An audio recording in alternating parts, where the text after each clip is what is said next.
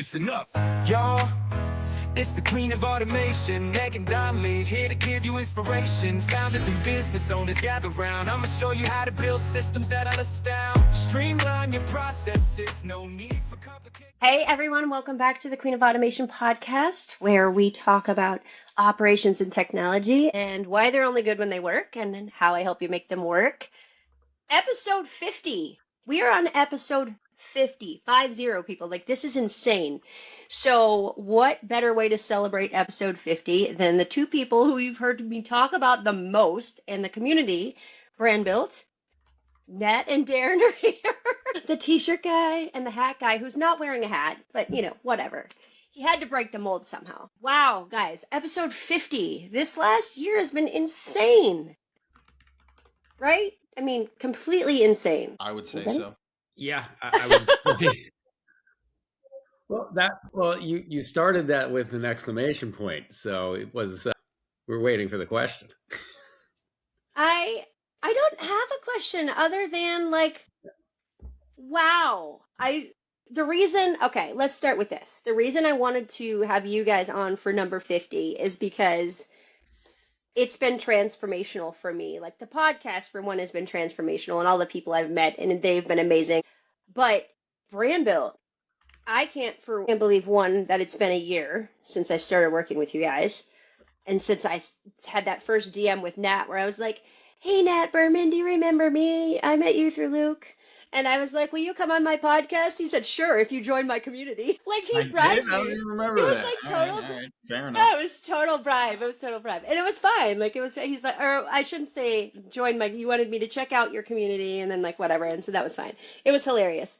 And so we're not above bribery. Like, come join us. It's great. But all of the things that we have done and accomplished and changes that we've made since I was number 68, I think. I'm like member number 68 of the OG, of the original people on the school membership. Yeah. Yeah. Nuts. And there will be plenty more changes. It's inevitable. Yeah, we've grown quite absolutely. nicely, and you know, it's interesting because we teach focusing on and learning your true ICP, your why, and all the businessy things, but behind personal branding and marketing. And you know, for a moment, we had the experience of having to be the students again, even though we were the teachers. We made a lot of mistakes in the beginning. And it's partially because you don't listen to your own advice, and partially because with most business ideas, you ebb and flow and you go in and out to see what works. And it took us quite a while. Or you listen to the wrong people. Yeah. Or you listen too much to your customer. And sometimes that's not a good thing either, because they can take you in different directions because it's not their business. So it took us quite a while to figure out who the hell we were and who we want to attract. And now we've really got a good thing going. And you know, the members we've attracted over the last half a year have been totally the ICP. They've been fun to work with. They've been willing to work with others, willing to support others, and willing to learn along the way. And that has been the biggest reward so far. I agree. I think that we've got a really amazing group of people in there now. They actually talk to each other. They're engaged. They're helping each other.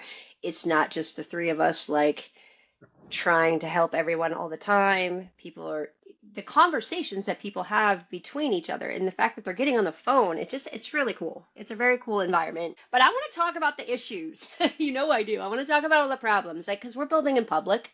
We're not shy about what we're doing, how it's going, when shit breaks. Never have been.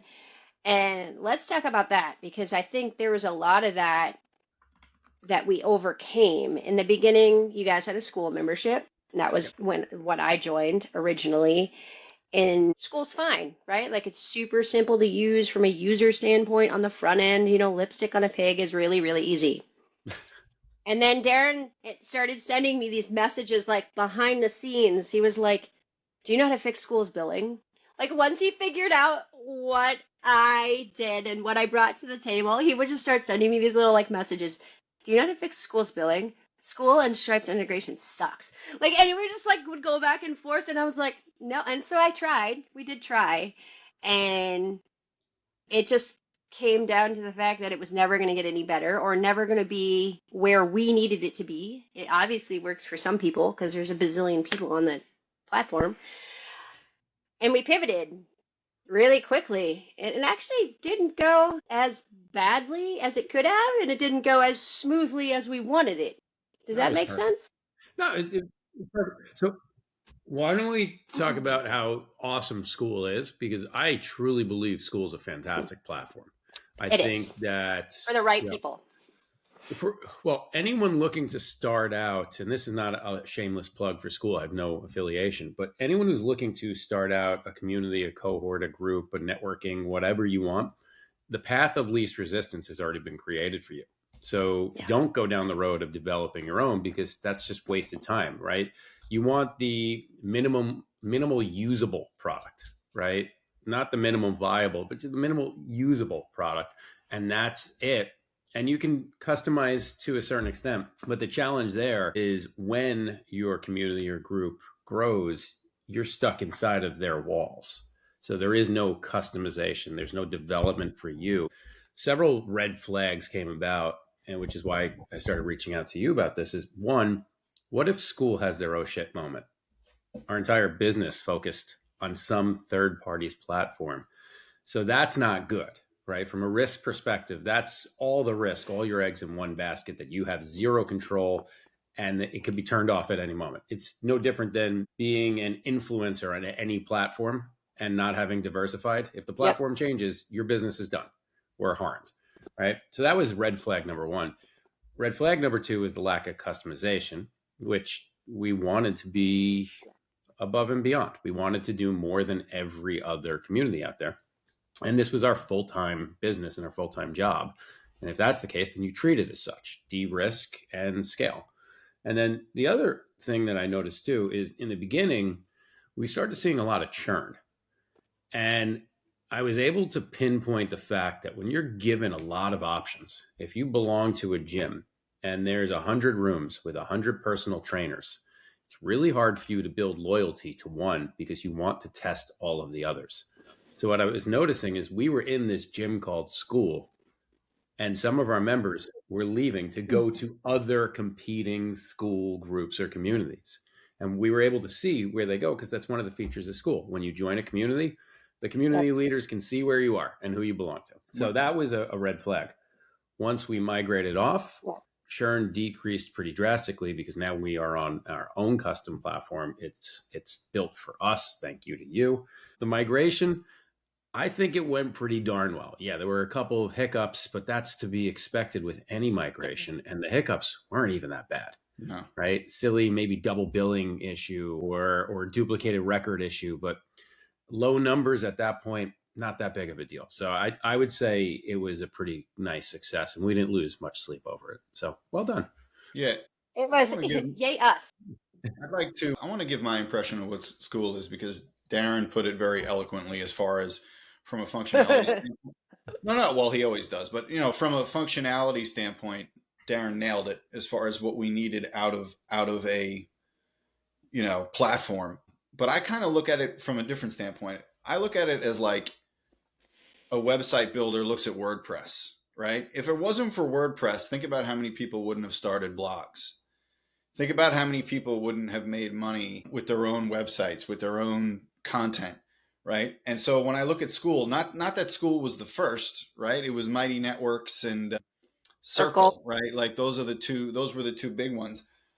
But there was just something about school that was very uniform and simple that drew people. And then eventually Alex Hormozy hopped on board. So that kind of accelerated things too. But I never had an interest in the other two for some reason. They seemed like just kind of like almost too much for what we wanted to do, which was stay very, very simple. And so I look at school in the very same light as I would look at a WordPress, which is like people have kind of moved on from WordPress. They're using other different platforms that are probably easier, more accelerated, faster. But that's kind of how I look at school, right? It's like, and what we're on right now is GHL. It's only going to get faster. It's only going to improve. And who the hell knows where we'll be, 4 or 5 years from now. But if it wasn't for school, we wouldn't be talking right now. That's the crazy thing. Darren and I, we put up a community in like 5 minutes, literally. And we basically just 100%. slapped this thing together. And I wish more people would start businesses that way, where it's like we just ran. It's like, all right, we don't know what the hell we're doing, but who cares? Like, let's just see where it goes. And Well, it's the work smarter, not harder. It's the path of least resistance. So it's like Uber. If you wanted to drive people around and start your own taxi company and apply for all the permits and the regulations and all that, you could do it, but it'll take you a hell of a lot longer and way more expensive versus just joining Lyft or Uber, having their marketing, their branding, their app. Yes, you have to give up a hefty percentage of revenue, but you know, you'd give up a lot more if you started it from scratch yourself. Right. So I think Yeah, just the fees school alone. or the circles are great for getting your concept proven, launch, and then you can start customizing your own way. Now, I feel the opposite about a CRM platform. I absolutely feel that every startup founder, every entrepreneur, every business needs a really quality CRM from the beginning, not just a spreadsheet, not just a notepad, but the right CRM. Because once you start getting going, migrating a CRM is a huge undertaking, huge distraction, can simply put you out of business. Start with the best one that money can afford. Now, when it comes to a networking platform, that one you can kind of take the little bit of the easier road, because if you do a great job building loyal clients and loyal members, they're going to follow you wherever you go.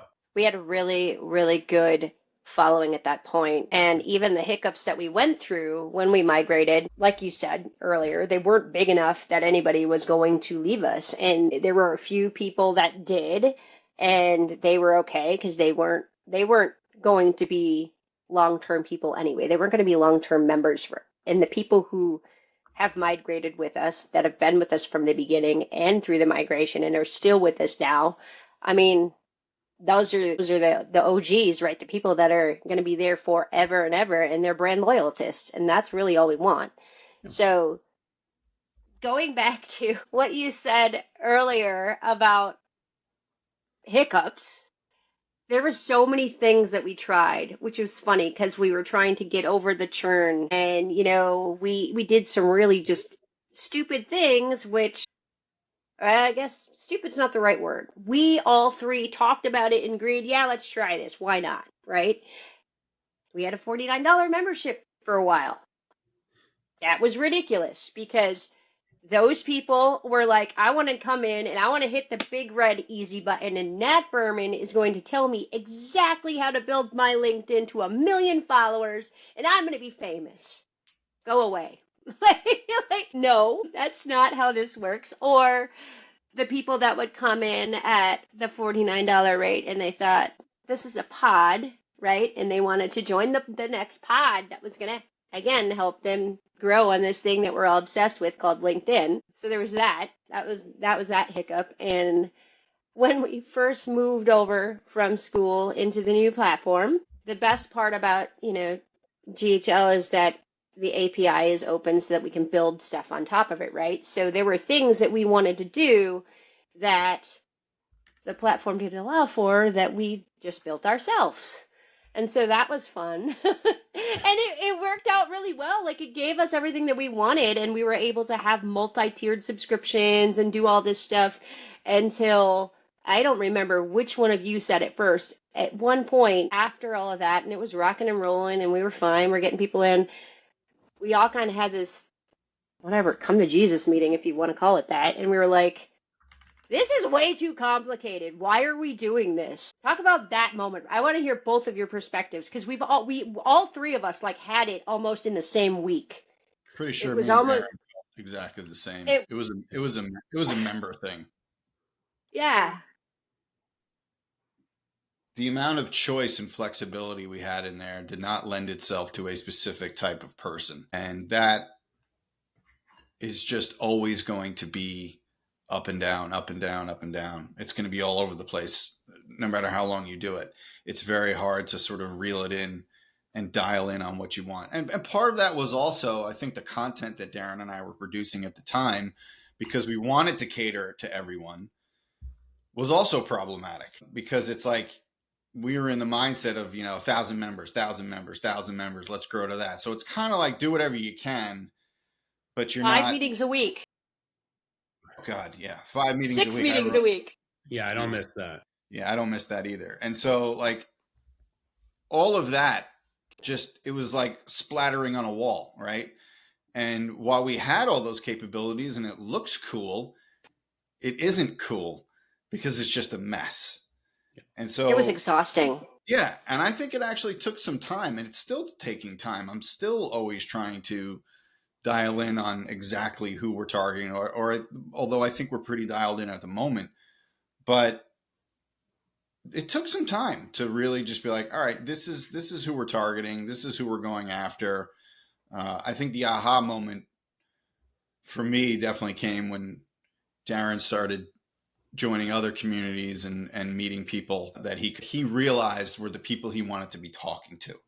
And I did the same. We went outside of LinkedIn to discover other people that either were on the platform or weren't, that could benefit from branding something like a LinkedIn. Doesn't matter if it's just LinkedIn, but obviously that's our specialty. So it was like, who are we? Who have we been all this time? And why the hell are we running away from that? And instead, now it's just running towards that. And that, I think, has been a large difference maker. And now it's like, we don't give a shit about having 1,000 members. We care about having a couple hundred that are great. So I don't know, Darren, curious to hear your perspective as well. Well, I'll take ownership of the $49 rate. There was good merit and good. There was a lot of back and forth with that. So listen, I have a lot of business experience, and I've made a lot of silly mistakes, some big mistakes, and some great decisions. And one of our challenges were, how do we push past this member threshold when we were seeing churn? So the thought process was, let's lower our rate. Let's offer a limited version of that rate. Right. And we will eventually be able to show people what we can do and have them upgrade through the process. Again, the gym model, right? We gave you access to lift weights, but not use the machines. And that worked. We did get a few that said, hey, I see your value. Let me upgrade. In fairness to any of the members that came in at that lower tier, they weren't bad at all. They were all good. There were some that just came, took the course and left and didn't participate. As you said, they just wanted the quick fix. And then there are others that they're still around. And they still participate and they still show up. And I don't have the heart to tell them, hey, listen, we need you to upgrade, because they're there. So, so be it. Merry Christmas. So sometimes we make bad decisions that don't work. And that's one of them that didn't really work for us. We were taken off the ball in that case.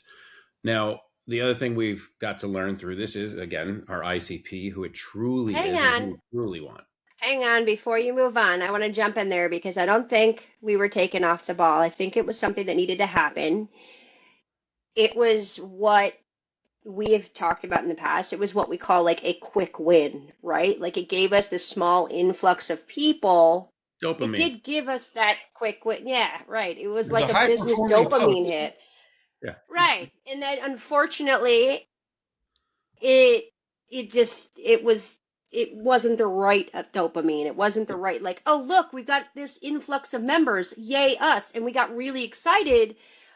But it did give us the right dopamine from our internal perspective to think, now we know what we don't necessarily need or want. We don't have the capacity to help both really kind of newbie start, like this level and this level at the same time, at least not right now. Well, and so that was a huge win for us, I think. Well, to that point, that's kind of the setback we realized, is that the lower tier member needs just the same, if not even more, hand-holding and support than the higher tier member. Yep. And that's where you've heard me say this in some of our sessions. You don't negotiate your hourly rate if you're a professional service provider. You don't negotiate your rates, right? Because otherwise you're negotiating against yourself. You negotiate your time. Well, what did we do? Yep. The opposite. We were the shoemaker's kids, and it took these aha moments to kind of snap us out of it. Now, the one thing that we have been doing successfully is we are increasing our rate. And we have all noticed when we were originally at $100 per month, The members that we were speaking to that were hopping on our intros and our demos can barely afford $100 a month. So they were talking about the rate, the rate, the rate. When we increased to 195, all of a sudden those conversations became less about the rate and more about the value. What am I going to get? What am I going to get? And Yep. now that we've increased even further to 249, the conversations I'm having with prospective members are they get it, they need it, they want it, they see the value. No Yep. negotiation on rate. They just understand because the rate is the disqualifier or the qualifying factor. The rate will tell the $100 only person this is out for them and they can't afford it. It'll also Yep. take us upstream to the person that truly needs it, can afford it, and wants to realize the value. So that's what, the theme here that we're talking about is as we swim upstream, as we increase the rate, we get energized by a deeper level client, a deeper Yep. level member. And that Yep. helps grow us and improve us. And with each new member, it just energizes us even more and gives us the right dopamine rather than the quick dopamine. It's the longevity that we're looking for. Absolutely. These people show up, they are ready to ask questions, they are ready to help. And like we said earlier at the top of the hour, they're ready to help each other also. So they're here, they're showing up to talk to Darren and Nat and sometimes me, but they're showing up not only with questions for you guys, but questions to help the other people out that maybe quite aren't at their level yet. And it's really cool to when that happens, to watch that happen too, to watch other members like give their advice and their experience. And now it is truly a community for people who are founders and small business owners who are feeling lonely at the top and feeling stuck. And those are the conversations we're having. I think the big pivot was when we made the pivot from, okay, we are not just about LinkedIn. LinkedIn is this thing that we use. It's a tool. And we made that pivot into like, here's how to help your life and your business. Like you're building a lifestyle. You're not here to build a job and a business. You're here to build a lifestyle that you actually like. And as soon as that pivot was made, it was like, boom, your content, both of you, your content got better. The way you were speaking to the group got better. Nat, a while ago, I think the best thing that I saw in a change in content in you, Nat, and it was amazing.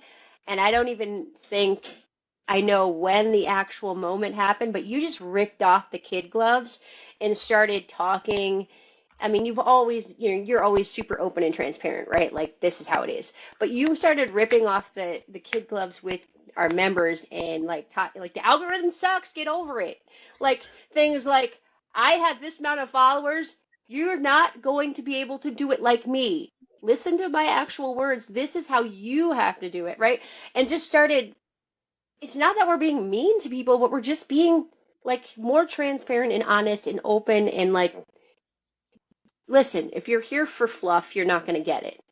If you're here for like, the cutesy little nicey stuff, that's not what we're about. We're here to actually make a difference in your business and your life. And that was a huge pivot for us. And yeah, I don't even know where to go with that, but that changed us. There's plenty of pods out there if you want to grow your account and get impressions and likes and all that kind of stuff. And you can do that on any platform, whether it's LinkedIn or TikTok or Instagram. It doesn't matter. YouTube seems to be pretty tough to crack in that regard. But yeah, I've always had my gloves off as far as my content and no bones about it type of attitude. I think a big shift was who I was talking to as well, which is like I'm constantly hitting the same theme of you're already successful, but you don't have a clue about what to do online. You've already sold a company, but you don't have a clue how to do it again or start something again. And something that I think is also important from our own learning experience, a lesson that I think a lot of business owners sort of learn either the hard way or just naturally is I don't think any of the three of us like woke up one day and they were like, I was meant to do this, right? Like this is my call, right? Darren never was like, I'm going to own a communications company, right? Like I never woke up and was like, I'm going to start a blog. You never woke up and you were like, I'm going to be the queen of automation. Like that's not. And the reason I bring that up is because looking back at all the quote unquote mistakes that we made, we all grow by figuring, and you said this, Megan, figuring out the things that we don't want to do. I got burned out doing 5 meetings a week. I know Darren felt the same. I got burned out talking to people I did not want to talk to. And if it wasn't for that, we're not here, right? And so it's like, I don't regret any of those things. Like, yeah, you look back and you're like, that was painful and it sucked, but that doesn't mean you regret it, because But it was without a going blip, through, you know? yeah, without growing through that, you don't see truly what you start to want or envision. And I still think we're going to iterate, and I still think we're going to keep getting closer, because we don't even know what this sort of new batch of members and business and all that, we don't even know how that's going to narrow down. And that will give us an even greater idea of a person that we may want to talk to. So I think all of us have gotten a little bit more clear, and it's, quite frankly, it's scary to do that. It's not the easiest thing in the world. Yeah. I've been through my own metamorphosis on LinkedIn, just given the platform has really, really changed. Reach kind of sucks now, and it's going to be really fun this summer when it's like completely dead. But the prevailing, a big shift that I had was I started looking at creators that I knew were true business people. And I started to really study like what they were doing. And it was just, there was not a lot of, I could tell, I went into their accounts. They weren't making 500 comments a day. They weren't posting shit. They weren't even posting a whole lot of carousels, and they didn't hop on any trains really. They just kept doing what they had been doing all along.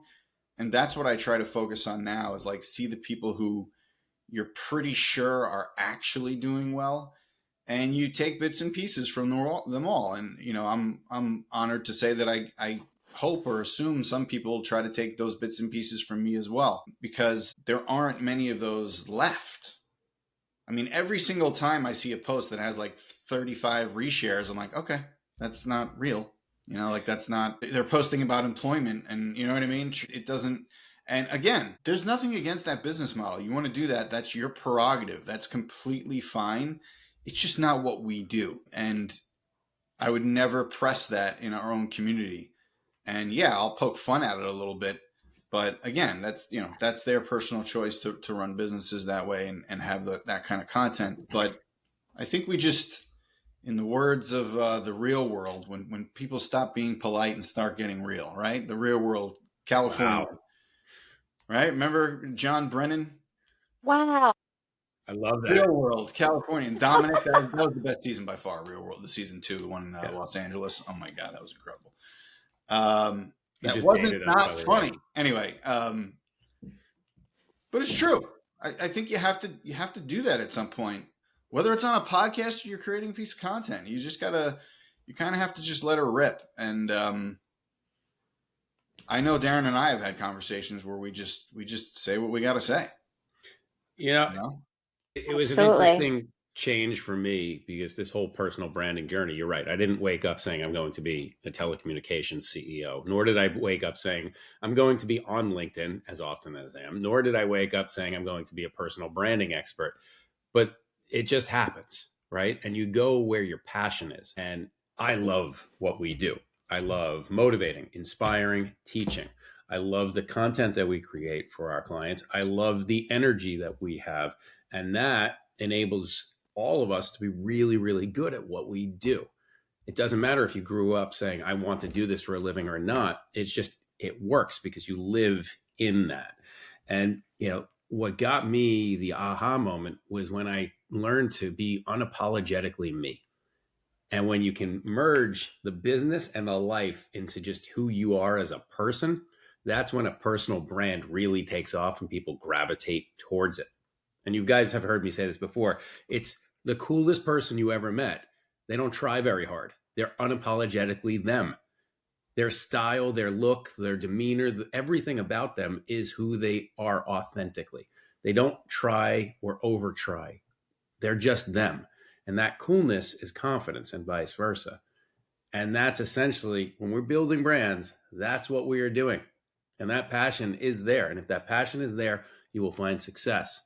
And where people get it right, you see the successful people on any social media platform. They're cool. They're confident. They are them. And then you see the duds. They're trying to be something they're not. And those moments came to me over the past few years. And that's, I guess, why we're doing what we're doing. It's just confidence. It's crazy how that one mindset shift changes your entire world. Like as soon as you start to realize just be you, like do you no matter what, and as soon as I just kind of, leaned into the queen of automation, leaned into ADHD, leaned into like it just kind of took off, and I get to meet more people like yourselves, and that's how, I met you. That's how I met all of these people that I consider my inner circle, because I gave up trying to play the game, the LinkedIn game, the social media game. Like, it's stupid. Why? I mean, I gave that up a long time ago. And before I even joined the community, and I was originally one of the first people in the community that, started talking about use a ghostwriter if you want, like, and throwing that out there and like doing, like, who cares? Like, at this point, doesn't matter. Like, you can either spend 10 or 15 hours a day on LinkedIn and do it all yourself, or you can hire somebody to help you, and people are so afraid to do that. And I got to the point where I was like, why am I afraid of saying that out loud? And as soon as I did that, the whole game changed. Because I was still helping people. I was still talking to those people. I was still the one on the DMs and the phone calls and making personal connections with people. And they knew me for my brand, whether I was writing 100% of the content or not, right? So what we're giving our members now is you just have to be you. Use a ghostwriter. Don't use a ghostwriter. We don't care either way. Like, it doesn't matter. You have to be where you want to be. And it's changed the game, the playing field. I think it's leveled the playing field. Now, of course, then there's the AI thing, which we're not talking about that today because I think we'll be here for another hour. AI has done what AI has done. You know what? All I'm going to say about that, and we do help the community members understand it and try to work with it better. I would say that I have spent a lot of time becoming a really good prompter. All I'm going to say about that is, if you can't write before you use AI, you're not going to be able to write with AI. That's all I'm going to say about that, and we'll move on from there. But that's a great point. I mean, that's a great point. So, yeah, I mean, if you don't know what you're looking for, then the end result is not going to be what you want it to be. So, no, that's a great point. We could leave it right there. When it comes to, absolutely. I want to really quickly talk about the whole ghostwriting. Yeah, you can't cut your own hair very well unless you're an experienced barber or hairstylist. You go to somebody who's a professional to do it. Delegating is a part of scaling a company. So yeah, if you want to try it yourself, that's fine. But many, if not the majority of our members are startup, struggling, or post-exited founders trying to find their way, learning personal branding, learning LinkedIn, learning marketing, learning how to scale. At some point, you can't do it all. So if you're looking to attract clients and you're using LinkedIn and you're spending 4 hours a day on LinkedIn, great, but now you're not helping the clients that you've already attracted, and you can't be a jack of all trades here. So now this is just a simple delegation principle for any scaling business. You delegate the roles or the responsibilities that you are not an expert in, or you don't want to spend time in, or you don't have a passion for, and you turn that into an ROI model. So if you're spending money to have someone create content for you, then there has to be an ROI from it. And it's as simple as that. This is business 101. It's fundamentals. LinkedIn is exhausting if you don't love doing it and if that's not your job. And that's totally okay. If you've never built a website before, why would you take a crack at it? Hire someone to build a website, get it done as quickly as you can to the maximum capabilities that you can afford, and move forward with it. And then utilize that as a tool and a resource. LinkedIn. Has anyone noticed how Darren is the nice, positive one of the three of us? Well, I'm a Darren is the bleeding nice, optimist. positive, motivational one. You want to know how I say everything that he just said, and Nat's gonna laugh because he's totally the same way. I say, stop working on the fucking shit you hate. Not If you everyone hate hates doing it. it, if you hate doing it, you're never gonna get any better at it. It's never Yeah. gonna get better because you're gonna hate doing it. You're going to loathe it, and every time you get on there, it's gonna be like, ah. It doesn't matter what it is. It doesn't matter what task it is. If you hate doing that task, delegate it to somebody else or automate the shit out of it because you will never get better at it. The quality is always going to suck because you hate it. The only And caveat, that's the Megan way of saying Darren's nice, like, you should do this. And I'm like, no, no, no, look, no. the, Rip off the Band-Aid, shove them out there. the only caveat that I'll say there to that is there are a lot of people who are either listening to this or who have seen our content and see us talk, and we're all very hardcore like workers who don't necessarily accept either mediocrity or not being able to figure something out. Like we don't accept that kind of stuff. Yes, absolutely. However, right, there are lots of people who are out there who really struggle. And so the one point I want to make in terms of clarity here is that like none of us don't empathize with those who are truly struggling, who truly have to put food on the table and do what they have to do, right? So like we're not trying to sound above anything where it's like, if you don't like it, don't fucking do it. You know what I mean? Like put it this way. If you don't like it, do everything in your power to eventually not have to do it, right? If you're not in that position yet, it's like, I'll say this, maybe it sounds snooty, but like, I don't want to mow my lawn, right? Like I've got a pretty big lawn. And so I have a landscaper do it. And this is just at its core, right? And it's like, if you don't like doing it, hire someone else who will. But I can tell you right now, if in any way the money I spent on a gardener brought me stress and I couldn't do it and feel nice about it, I'd be mowing my own lawn, right? And so that's kind of a bit of a metaphor with the whole, what you're doing in your business. It's even what Darren said about ghostwriting, whether you have the ability to do it or you just don't like it, right? It doesn't matter. Both apply.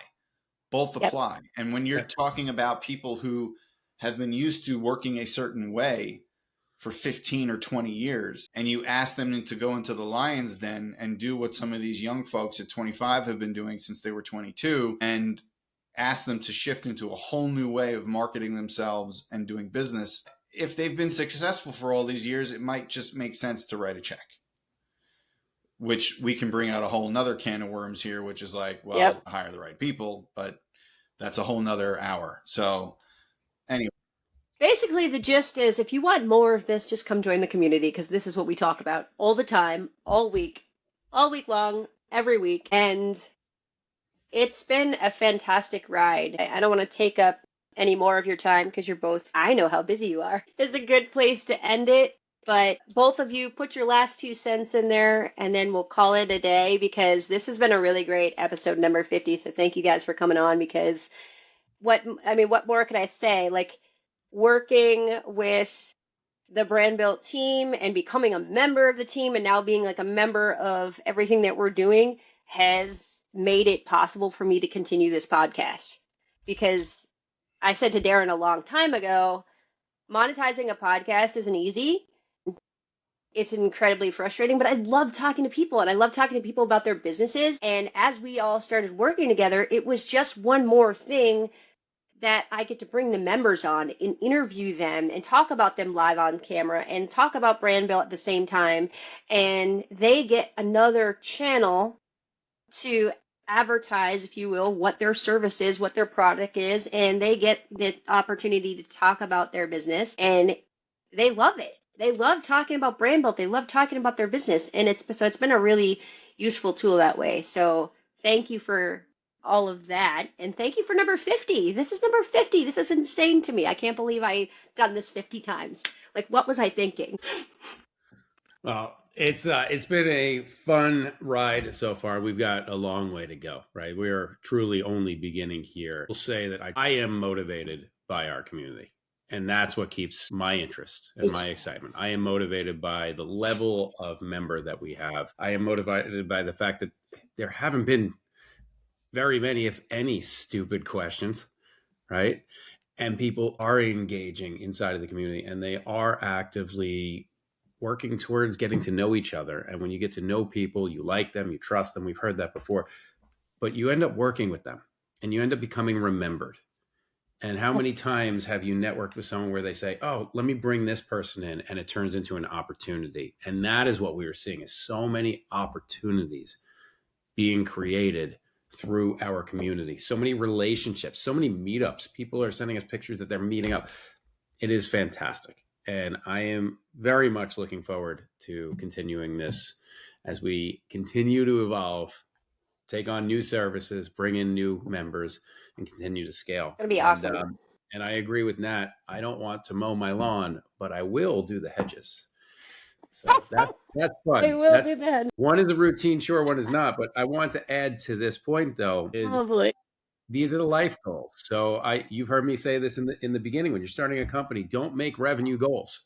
It makes no sense to make revenue goals. Make milestone goals. So you don't want to mow your lawn. Make enough, earn enough, create enough so you can afford to never have to mow your lawn again, because that takes away from your working time. And have an exit strategy.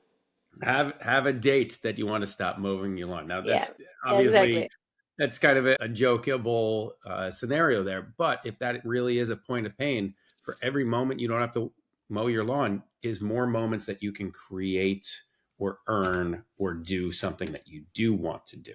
So life experiences should be more of the goal, especially in the early stages of a business. And that's what I got. Yeah. 100%. I will say that as far as I'm a lone wolf, I've always been a lone wolf. I've worked for recruiting companies and couldn't stand it. You guys have seen my about section on my LinkedIn profile. I never wanted a boss. I bring that up because, like, for the first time in a long time, and we had a recent thing that you guys will definitely know, which is like, I'm not dealing with this person. But what I'm getting at here is there really is something to be said about working with the right people and actually being able to lean on someone that I really, really appreciate from not only the two of you, but the other person on this call, who is Andrea. I don't trust many people. I just don't. Probably because of a lot of business experience and people who just don't freaking follow up on their word and who have zero integrity. And it's just the way it is. Most people in life are like that. But when you can find 1, 2, 3 people who you A, really, really trust, but B, can seriously lean on, that's a big deal. I've leaned on Darren many, many times, almost in a way where it's like not even nice, where it's just like, you deal with it. You know what I mean? Or you know what I mean? Or like, Megan, can you handle that? Or, but like we do it in a way that's very in sync because we're starting to get to know each other very well. And it's like, well, actually, Darren isn't right for that. Nat isn't right for that, and we've really leaned into our roles. Yes.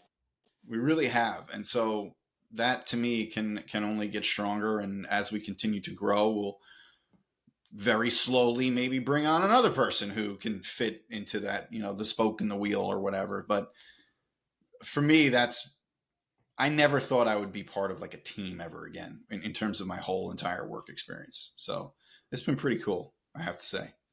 Teamwork makes the dream work. When you find the right people, it just gels. Yes. Right? It's not to say that partnerships, they're like marriages, sometimes even more intense, because you're relying solely on running a business and all of the pain and struggles with that. But when you do find the right partners and you put your ego to the side and realize that you don't know it all, you can't know it all, you won't know it all, then everything does come together and it does work out well. And that's why we've been in business for almost 2 years now doing Brandbilt. We've been through the ups and downs. We've scaled up. We've had churn backwards. We've added new products and services. We lost products and services. This works. And when it works, you can really feel it. And it's a good vibe. That is a perfect place to end this, because I love you guys. Operation. Someone had to say it. I love you guys. Someone had to say it, right? I mean, I figured Megan would eventually. She said it enough in the chats, but I do. Come on. I do love you guys. I'm very much in the similar position of Nat. I had a horrible corporate experience. You guys can go back and listen to the original podcast and all of that if you want to learn more about my corporate background. It was awful. Being a woman in technology and I'm not playing the woman card. Anybody who knows me knows that I do not like play that card. Like that's not I don't do that. But it was awful. It was horrible. And, I mean, obviously I'm not playing the women card because I'm working with, like the majority here is just two men, and this is awesome. Like it's been the best team ever. We all gel together.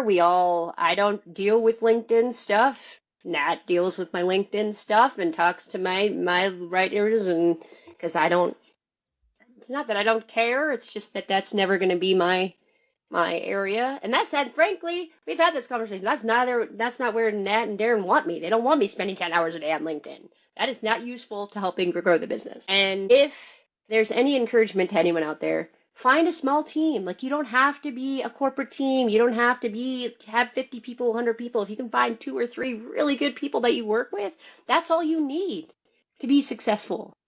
You don't need a big group of people in fact, managing people is exhausting. I have told Darren this many a times. I don't want to be a team of 50 people. He did ask me why once, and I think he understands better now why, because, ew, no. 50 people, 50 personalities, like, no thanks, I'm good. That's just a lot. So, on that note, operations and technology is only good when it works. And I'm going to say from now on, we are here to help you make it work. And Brandbilt strong all the way. Thank you guys, everybody. We will see you next week. And this has been 50 episodes, 50 for the Queen of Automation. See you next week, everybody. Awesome. Bye.